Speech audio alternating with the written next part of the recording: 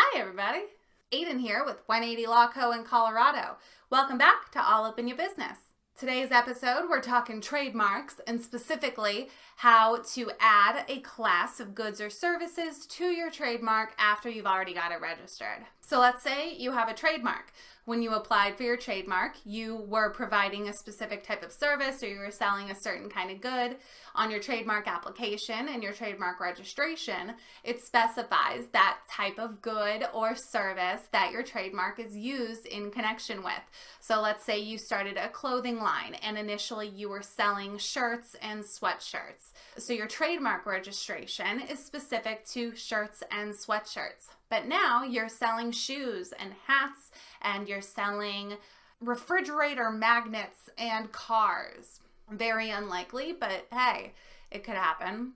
So what do you do now that you're selling all these different types of things under that one trademark? Unfortunately, the answer is that you can't really add classes to a trademark after it's already been registered.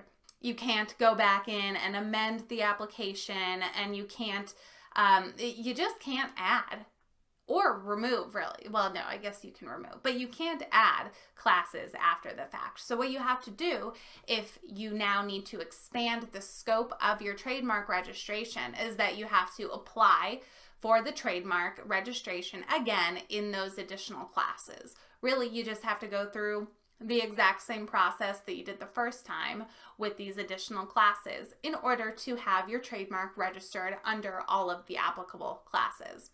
What you can do if you are starting a business or if you're in business and you're trying to get a registered trademark, you can put on the application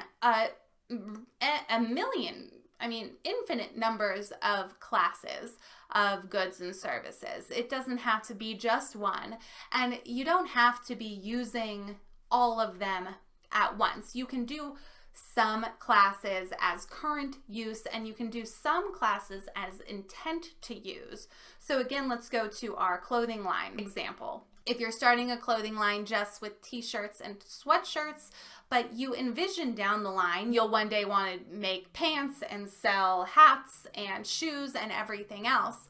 On your one trademark application, you can have current use for t-shirts and sweatshirts and intent to use basis for all of those other goods that you will eventually be selling. Now, you're going to have to start selling those products within a certain time frame. It's usually about 3 years that you can extend it up to before you have to prove to the trademark office that you are actually selling these goods now.